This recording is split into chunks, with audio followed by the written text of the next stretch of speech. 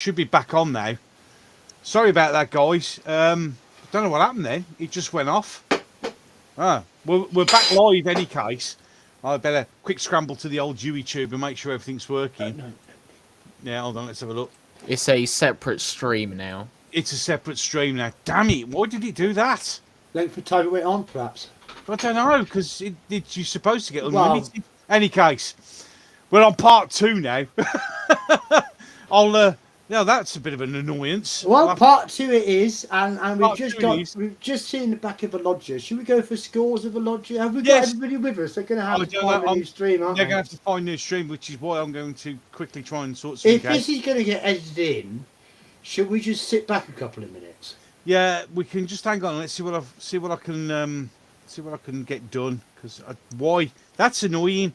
So that's a reason why this is probably mark. Yes, it's a very black mark. It's a black mark. It just kicks us off for no apparent reason. That's a bit weird. It didn't say anything about there be a limit. Yeah, it's definitely died on that one. And we are back up. Yeah, we got 2 watching, so people are probably coming back now. Yeah, perhaps it is a time limit thing because we just hit the 2-hour mark. And yeah, perhaps that's it. Well, Time Prophet's here, and he's told me I shouldn't have pressed that button. So there we go. We now know that StreamYard doesn't have all the knobs and whistles, but it doesn't kick you off. You go on to. Yes, yeah. People who say yes. Even Mux has a problem. You're not allowed to stream longer than 2 hours, and then it will just turn you off without even giving you a warning, which is very nice of it. Well, welcome back, Sadako. Welcome back, Time Prophet. We're going to splice this. Sorry about that. Yes, do all that sort of thing. Yes. Should we do scores for the lodger, and then we've got 3 to do. And we got 3 to do on the new bit of the stream. Yeah. Yes. Golden Age Geek, score us up. The lodger. B. I'll B as well. And I'll C plus it. And you'll C plus it. Right, we're moving on. Because it's time for the Pandorica to open. Yes, indeed. So here we are. We've been on an 11-episode journey. We've learned all about the new Doctor, all about his new companions. We've been through ups and downs, bells and whistles, twists and turns. But here we are. This 2-part season finale is starting up. It certainly is. And it starts up in France 100-odd years ago. Oh, yep. With Vincent van Gogh screaming screaming away at night because he's racked with terrible visions of something so awful that he's done a painting of it that the Doctor must see. So he sends it. So it's been acquired by, I should say, Winston Churchill, who then realises that it's an important message for the Doctor and ensures it's kept safe for several more centuries, where it's nicked from the art gallery of Liz 10 by River Song. And Liz 10 says, "Stop nicking my stuff." And she says, "I need to nick this stuff and show it to the Doctor, and if you look at it you understand why." And she shows her the picture, but we can't see it. But then she goes, "Oh, yeah, right." Because what's on this picture is quite important. Very important. And oh gosh, my brain's gone. How does the Doctor actually get to see it? Oh, I know, because River leaves this message for him, the earliest known message in history. Yes, that's the one. Because he's not answering his phone. So she carves a reminder for him to give her a ring. Well, to basically show up at a bunch of coordinates in the oldest known writing in the universe, which is actually High Gallifreyan carved on a cliff saying "Hello, sweetie" with some numbers. So because of that, the Doctor then goes to Britain circa AD 400, where Amy remarks it's her favourite period in history, the invasion of the hot Italians. And they go into a Roman camp to find Cleopatra waiting for them. None other than the mind-controlling lipstick queen herself, River Song. Who then goes, "I had to show you this, look at this picture." "Oh, what is it?" "It's the TARDIS blowing up." Da, da, da, da, do, do, do, do, da, da, Like the old, should have had the old EastEnders. That's our opener, you know. Yes. So yeah, okay, we have stakes, people. Yes, indeed. We have stakes and we have horses and we have a ride across Salisbury Plain. Indeed. Because apparently the place all this signal is being signalled from is Stonehenge. So Yes, the Stonehenge. Doctor, Amy and River go to Stonehenge, where they find an entrance leading down underneath the monument, and down there is a giant crypt, in the middle of which is a big sci-fi technical-looking box, which is the Pandorica itself, and it contains the most scary, fearsome force in the known universe, and it's opening. Yes. And it's resonating a message through the stones of Stonehenge to tell the whole universe that it's opening. And so everybody's going to show up. Everyone. So Every damn one. after a bit of malarkey with a Cyberman, we've been left behind on guard. Yes. With some very The Thing inspired Cyberman head movements. Indeed, the sound effects are very reminiscent of The Thing. Because it's kind of like a sound, Yes, it is. a weird alien voice sound, you know. The way the movement is a lot like the alien spider thing in the thing as well. So some homaging going on there. And Amy nearly gets her head stuck in the cyber helmet, but not quite, because the hot Italians turn up, one of whom seems to know who she is. Yes, looks familiar too. Very familiar, Very and familiar. he knows who the Doctor is. Not only Indeed. that, the Doctor knows who he is. Indeed.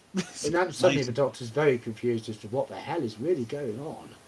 Indeed. But nevertheless, time's ticking, this box is opening, and a crisis is happening. Indeed. So the Doctor gets ready, and when all the alien spaceships turn up, he basically says, come on then, who's going to be first? Do the wise thing, take a step back, let somebody else have a go. Because I am the Doctor! Another good I speech. am talking. Yeah. It's all of that. And stop all Yes. that buzzing about. You know, so it's like Close Encounters of the Third Kind getting a telling off. Kind of, yeah. Stop all that. Exactly. Yeah, Stop that seriously, nonsense. yeah, that'll do. Stop it. Be careful. I mean, you do wonder about the ego of the Yes. Doctor There was a bit of it, during definitely ego. during scenes Yeah. like that. Oh, God, But yeah. at the same time, the extraordinary chutzpah, you need to put it off. Yeah, oh, God, But- yeah. You see, unfortunately, the Doctor has miscalculated. Because the Pandorica is not opening to let something out. No. The Pandorica is opening to put someone in. Which someone? Oh, well, him. The Doctor. Oh, no. And so it's a complete trap, of course. Of course. And so the Sultanas, the Slovenes, the Jadoon, the Cybermen, the Daleks, and just about everybody all turn up and force the Doctor into the Pandorica, where the idea is to make the universe safe from him, because all of their research has told them that the universe is going to be destroyed, and it's the Doctor that's going to do it. Yeah. But Oh, no, says the Doctor, you don't understand. You mustn't put me in this box. I'm the only person who can stop it happening. My TARDIS is going to be destroyed. It's going to blow up the universe. Yeah. No, you must listen to me. Oh no, no. Close doing end of episode. End of episode. Oh, after Rory had gone a bit funny and tried to kill Amy and stuff. Because actually Yeah. he's an Auton. Yes, he is an Auton. Damn those All them Autons. Romans were Autons. They're all Autons. We Everybody's were plastic Italians after all. So Dan Coulter has, if I have a complaint, it's that I don't buy the Daleks being willing to be part of the Alliance and honour its terms. 100%. 100% on that one. The Daleks would never do that. Well, Never I do mean, that. it might have done if it was all a big double cross to get rid of all their enemies in one Well, fell yeah. swoop, But but there was no sign of that. So No. you know, yeah, he's right. It felt like a gross it's mistake. these vanilla paradigm boys again. Yeah. They're just not cutting it. No, it's just not right. But no, the Daleks would never have done that. Never have done that. What do you think of the Pandorica opens, Golden Age Geek?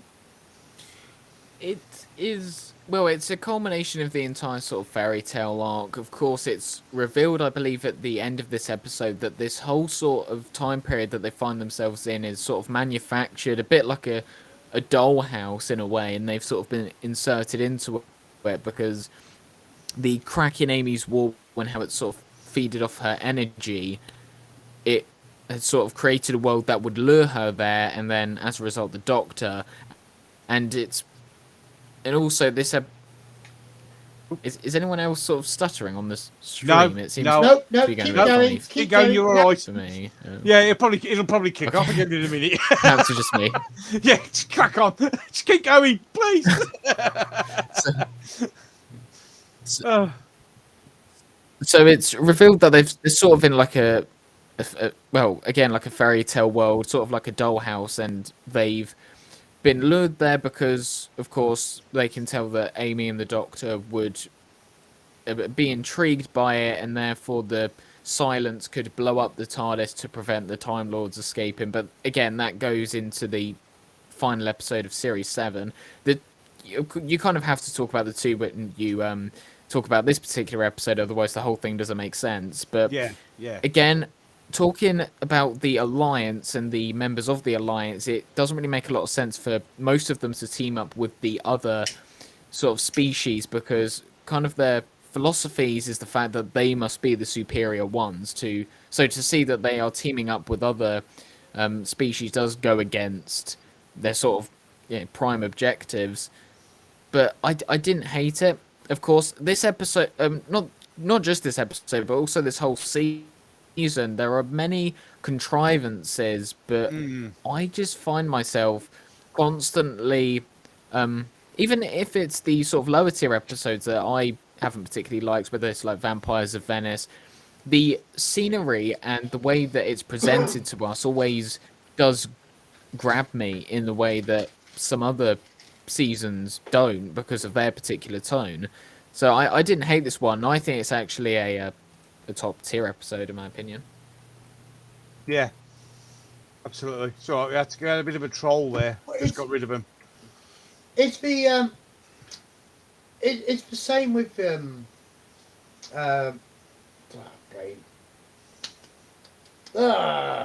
Sorry, I'm not doing very well tonight, Copy. I'm going a bit absent. It's okay. So I'm a bit distracted because we got a troll. I noticed. Yeah. Yeah. So I've just had to deal with that. So I'm a bit I'm a bit all over the place as well. Right then, I'm back on. Right, where were we? Oh yes. I was slightly perplexed about what I was trying to say about Pandora Opens for a second, yeah, the audience is. This is what I was after. The audience is being expected to retain more complicated narrative chunks than they were in season 4. Because the season 4 mystery is why is Rose turning up looking for the Doctor. It's much more visually simple to grasp, and it's only really giving you one thing to think about. Whereas Moffat's writing is much more layered and more demanding of the audience, which is not necessarily a bad thing, but it did lead to the biggest complaints about his era. I think, particularly writing in the next series, Series 6, because it did become both complex and expecting you to make leaps of reasoning. Yes. In a way that people justifiably felt not all the audience was following. But I think it's the first time he tries to do that with the Series 5 conclusion. And whenever you try anything for the first time, it's never quite so egregious. And as far as it goes, it does work. Apart from the way that Part 2 starts, initially it's quite perplexing as to how it connects to Part 1. Yeah. Very perplexing, in fact. And it's only when Part 2 is kind of rolled along a bit that you kind of get the timey-wiminess of what's happening. It's very timey-wimey as to how the Doctor ends up not in the Pandora after all. So certainly very complex stuff. But as Part 2 unfolds, the idea is that the sun is not the sun. The sun is the explosion of the TARDIS. Yeah. And that when the Doctor listens to the sun, he can hear a transmission being sent from inside the TARDIS from River Song. Because she was at the controls of the TARDIS at the time it exploded. Yeah. So he's got to find a way to get back onto the TARDIS to stop it exploding. And at the same time, there's all sorts of timey-wimey stuff going on with the Vortex Manipulator. Which is to how the Doctor manages to get out of there, and Amy and Rory and River are all still running around. Yes. But then Amy ends up being put inside of Pandorica instead. Yeah. So it's also about getting Amy out of it. While at the same time, the light from the open Pandorica is waking up Daleks, and the Doctor gets shot by that Dalek, but has to manipulate time to get unshot by it. Indeed. Nodding, Indeed. yeah, nodding. Yes, yes. I'm keeping up. I'm keeping up. We're doing our best. Yeah, we're doing our best. Well, I'm also keeping an eye on the chat as well because we've got rid of one troll. But, just in case. But it ends up with the Doctor where he should be. Yeah. Sacrificing himself, using the Pandora to get back on side the TARDIS and to stop the explosion and reboot the universe. But there'll be no place for the Doctor in that rebooted universe because he has to reboot it from outside of it, so to speak. Yes. So how's the Doctor going to come back? Because he leaves a psychic dream of himself inside Amy's head. Inside Amy's head, yes. Wrapped up in a wedding rhyme. So that at her actual wedding to Rory, she ends up bringing the Doctor back. Ta-da! Ba-ba-ba-ba! With his special naff dancing that he'd been practicing getting ready. And all is right in the world. All is right. But before that moment, before what is, from the Doctor's point of view, more likely to be an act of permanent sacrifice than anything else, and he goes to visit little Amy to say goodbye, and the sense of centuries that Matt Smith manages to get into his performance, I think, is one of the most extraordinary things still I've ever seen any actor pull off. Oh yeah, he was brilliant in this. Especially an actor who is so obviously a young man, but who was able to tap into that and conjure this centuries-old Time Lord who was weary beyond belief. It was truly incredible. Truly brilliant. Oh yeah, absolutely. But also something contradictory, something of a conflicting about the whole thing, and the awkward way it fits together. Yeah. It works, but it doesn't work easily. Yeah. So a more convoluted, ambitious and complex finale than we'd ever seen before at this point in New Who's history. Yeah, absolutely agree with that. Yes, it did work. And yes, they're both rated very highly, but also represent big risk. Oh, it was So quite a chancy thing to do, but it got away with it.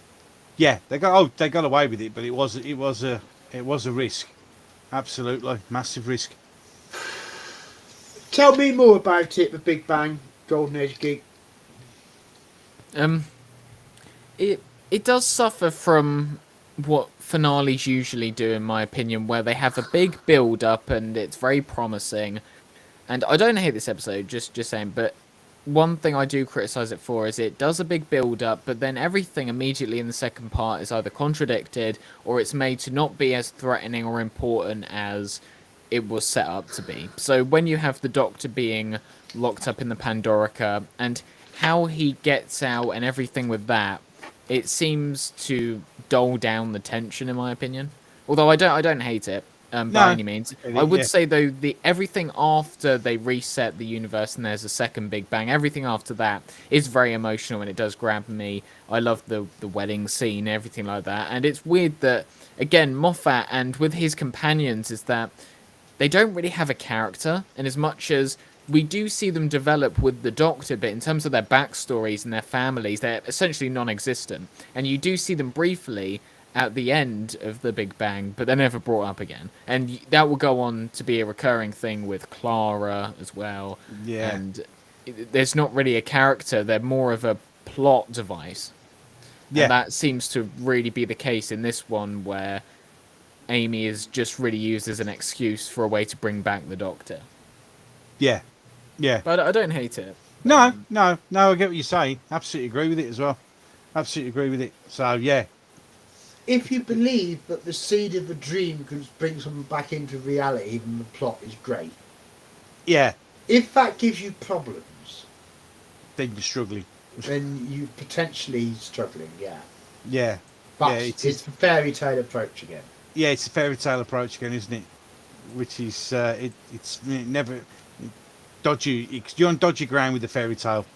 Because, you know, it has to work, and if it doesn't... Well, you're it's dodgy all- gang rebooting the entire universe, but Wow, yes, at it's least true. Moffat cared enough to reboot it. True. Well, at least he had a go at it. Yeah, I mean, you know, I mean, let's- he didn't leave it, just forget about it and go, Yeah, oh, I mean- most of the universe is wiped out. Oh, no, never mind. yeah, half the That's a universe has shame. been... Yeah, half the Move universe has on. been destroyed. Yeah. We're going to make any reference to that? No, we'll just Nah. forget about it. It doesn't matter. It's, Nah. you know... Yeah, exactly. At least he did make the effort to bring it back. Or even explain how it came back, because at the moment, technically, it's still half destroyed. Although, you know, I mean, is that arguable, taking that into account? This is not the same universe that the 10th Doctor was operating in. And there you are, there's your categorical proof. It can't be, it was rebooted. Yes, exactly. There you So go. it's Baboon. absolutely not the same universe. And, you know, I think the Chibnall era was another universe. Well, yeah. But, another universe. Shall we try and score this challenging Mm. but ambitious series finale? Yes. It's going to be interesting to see what the scores are on the doors for this one, because it is a challenging one. I've taken it all into account.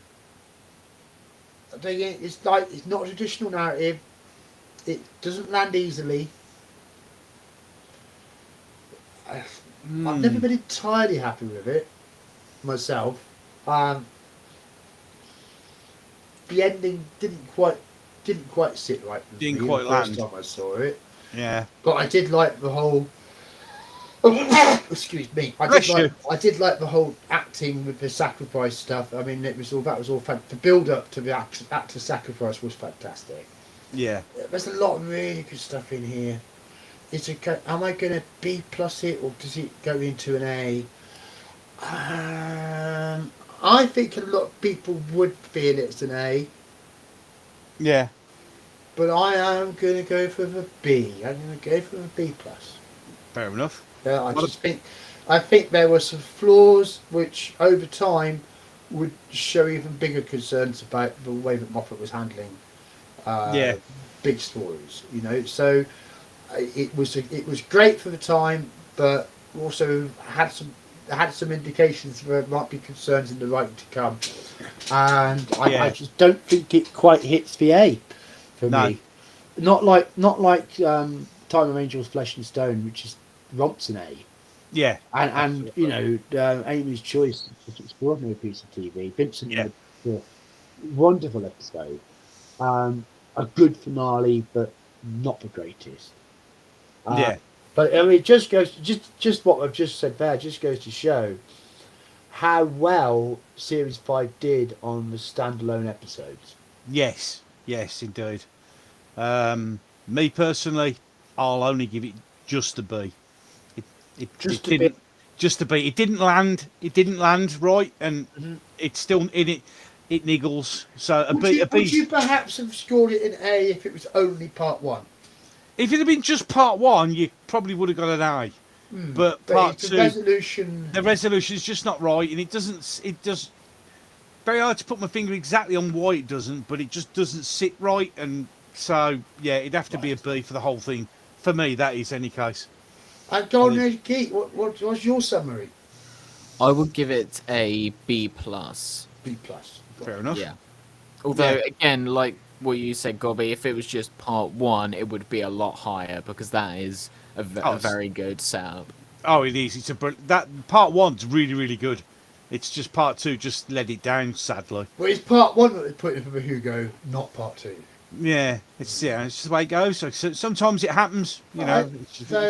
Matt Pounder has just said solid season. At this point, it was still must-watch TV. Absolutely, yeah, agree. Totally agree with that. I was still Team Moffat by this point, but I was getting a bit worried. To see it. Yeah, And see it. you know, I remind everybody that right now, at this point in its history, this series was going gangbusters in the USA, Oh God, yeah, and nothing succeeds like success. exactly. So, you know, we have to completely give it to Series 5. It was a high point in the history of New Who. It was. And let us hope the show is capable of matching it. Yes. Or still exceeding it. Well, we'll have to Because wait. it will have to go for it a bit with the It's gonna AI have scores to. and so on. Yeah. Oh yeah, it's gonna have to. Pandorica Opens was an 88. Yep.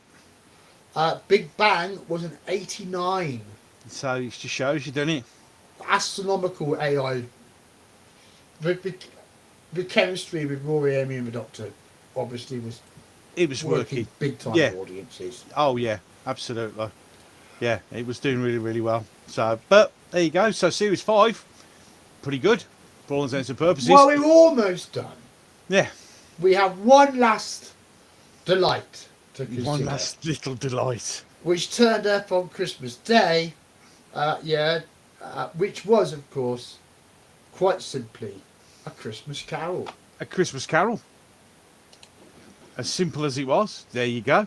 Now, contentious statement. I watched this yesterday. Ah, right. So it's fresh in your mind. Very much fresh in my mind. Yeah. I think Christmas Carol might be the single best Christmas episode. Yes, absolutely. Yes. Yeah, I can see. Yep. Yeah, you got a consensus there. Absolutely. For two reasons. Number one, the entire plot is built around Christmas. It is. It's not just incidental, but it's Christmas. Christmas is essential to the whole making the whole narrative work. Yep. So that's something that a major plus point for a Christmas special. It is about Christmas. Number two, it's a Christmas Carol. Yeah. Like literally, the Doctor gets the idea in story to recreate a Christmas Carol He does. to show this cantankerous, callous, heartless, mercenary, capitalist old fuck why he should let 4,000 people not die on a Yes. spaceship. You know, I mean, apart from slap him stupid, but you know, it's that isometric controls are a problem. Yeah. So, the basics of the story are that Rory and Amy are on honeymoon, Yes. and this spaceship is coming to land on this planet, but for some reason hasn't realised that it's got this deadly electrical cloud cover layer that needs to be switched off so it can land. So it's got itself in real trouble, and it can't make orbit again, and it can't maintain its current altitude, and it's going to crash in a little bit. Yeah. In a little bit. And if In a something little doesn't change in a little bit, it's going to come down. Yes. Like maybe an hour. They can keep it going for about an hour. So this guy won't change his mind. He doesn't give a shit if all these people die.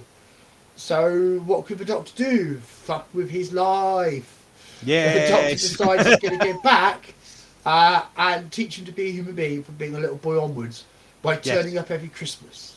Every Christmas. And there's a woman in a freezer.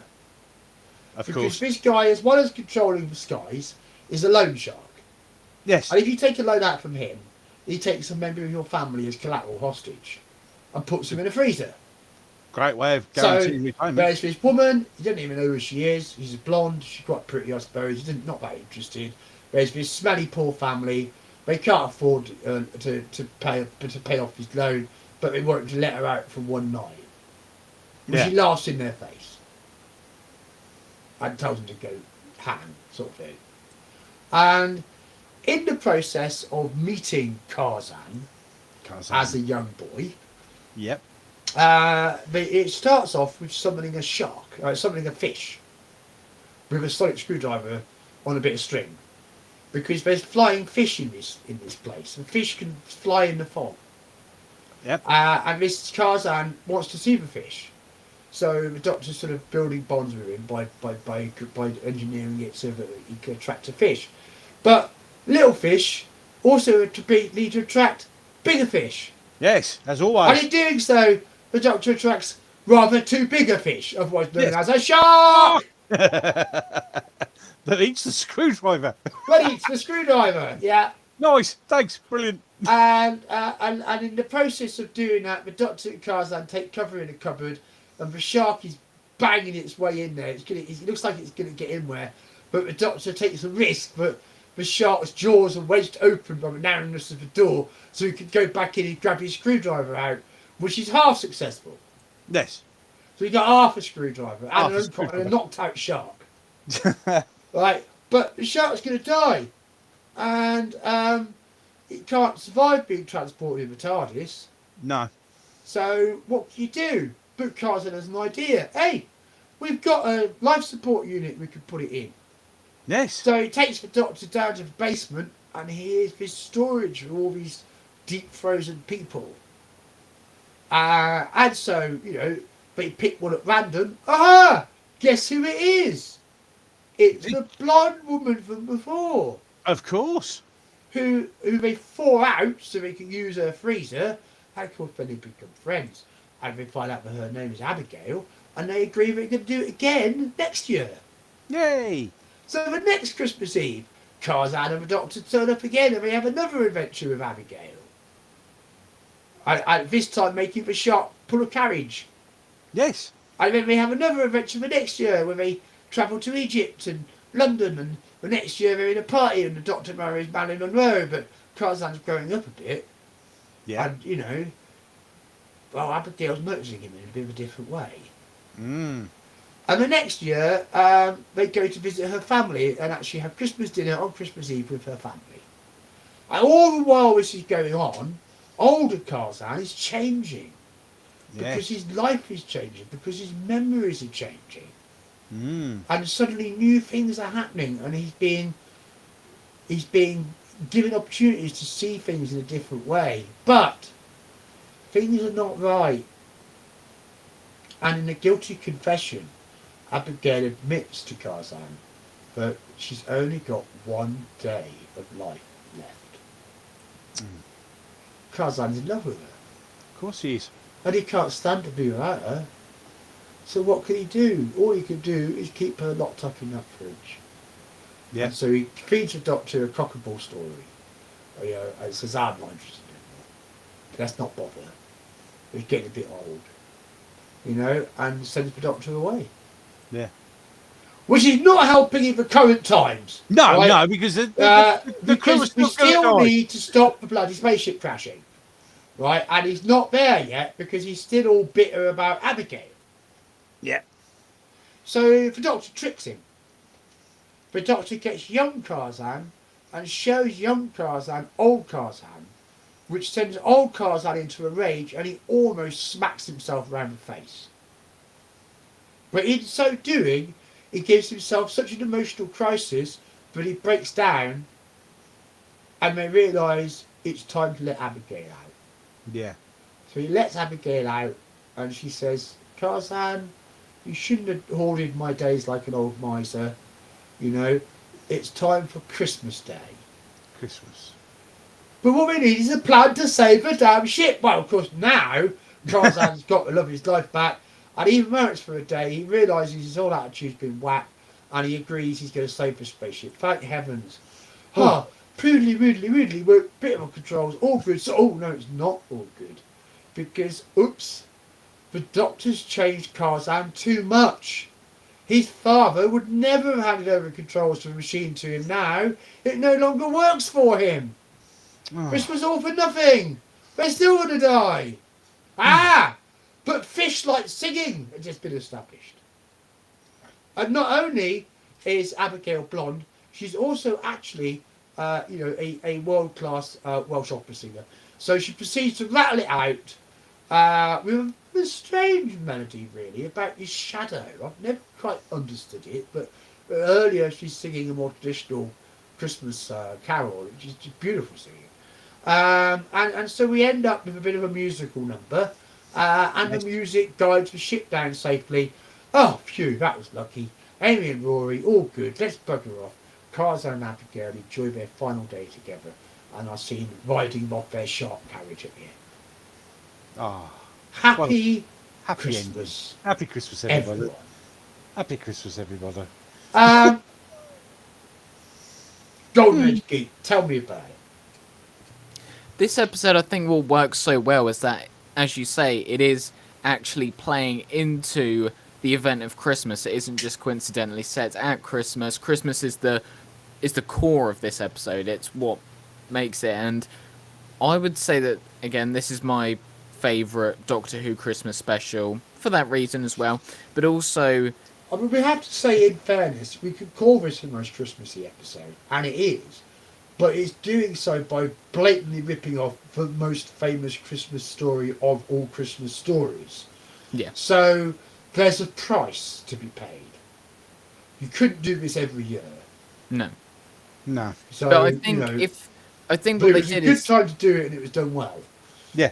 yeah, and I think why it was done perfectly, this time round with the Christmas Carol is because Series 5 was, as we've said numerous times throughout the stream, it is fairy tale centric. It is magical. So how do you, top? The music touches, but I actually think Christmas Carol itself is not a frothy story.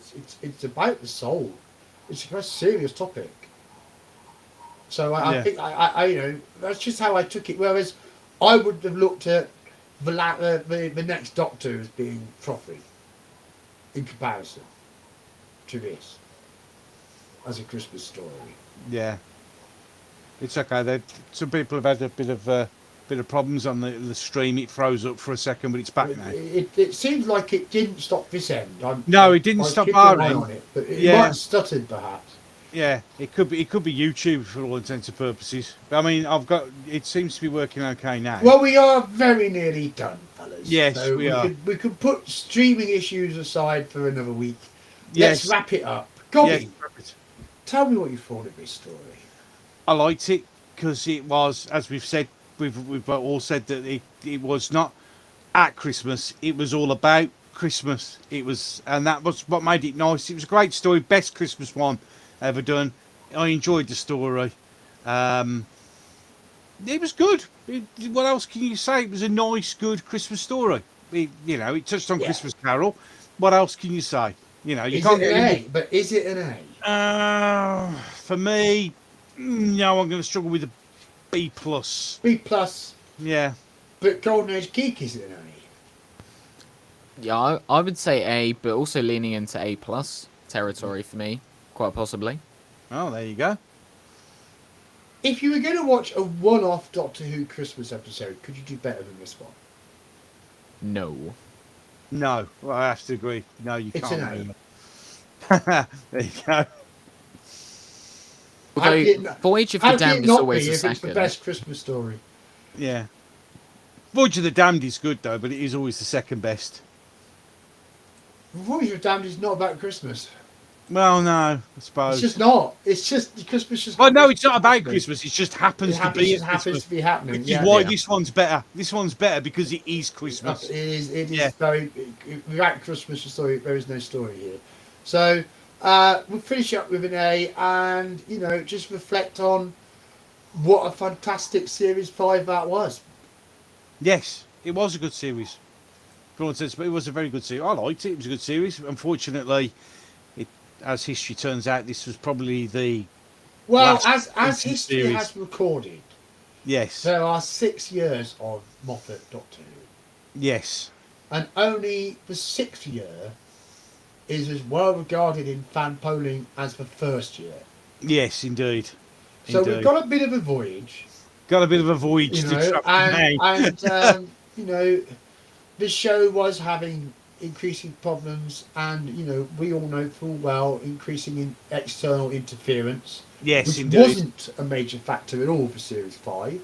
No. But the earliest signs of it would have been seen in Series 6 and definitely by Series 7. Yeah. So, I think we'd all like a time machine and the benefit of hindsight, And if you could go back to a time machine now and just drop the Chibnall on Moffat's desk at Christmas 2010 and say, look, you've got to get this shit right or this is where we end up. I think he'd have had a hell of a shock of Ghost of Christmas Future. Yeah.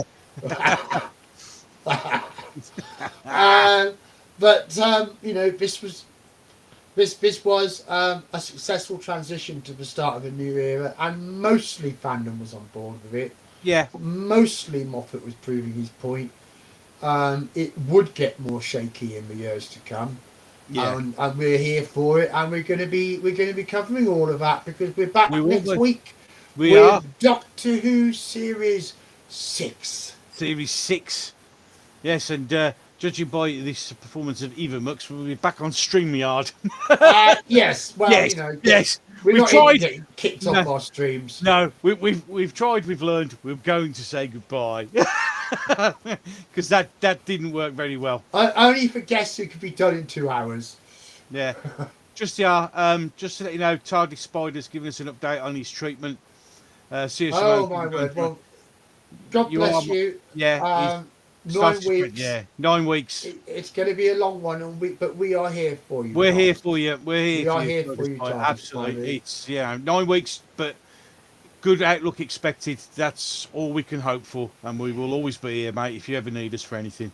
Well, see, I don't know yet, but I may well be doing radiation treatment myself come this summer. Exactly. Oh yes. I won't know until I hear more about how I'm doing when I have the next rerun of a whole bunch of tests at the end of this month. So by the middle to the end of May, I should know whether or not they want me to go on to chemo. And I can tell you it won't be an easy decision. It wasn't an easy decision back in December. It would not be easy now either. But it really depends on how well they tell me I've done on this hormone treatment. They think it's worth the candle because, of course, chemo does take a toll. Yeah. The time spider is not being clear if that's chemotherapy or radiotherapy or exactly what it is. It doesn't matter. It just says it doesn't matter. Yeah, radiation treatment. Yeah. Might be radiotherapy then. Yeah. Which is good because that's more targeted. So that's getting rid of cancers before they get too nasty. So yeah, hopefully that is what you're having, and it's going to completely clear this up for you. Yeah, fingers crossed. So we're totally fingers crossed. Yeah, awesome. And that's it for tonight, I think. Yeah, absolutely. So, any final words, Golden Age Geek, before we bring this to a close? No, not really. No, I just not think, really. as I say, there are some null episodes in Series 5, but overall, when we're talking about the tone and the atmosphere, it is my favourite. Although it may not work and it may not be the best for Doctor Who, considering, if you write down a textbook definition of what Doctor Who is, I always find myself gravitated towards it, nonetheless. Right. Yeah. Awesome. And by the way, I just checked the EvMux website, and it does say that streaming is 2 hours max. We've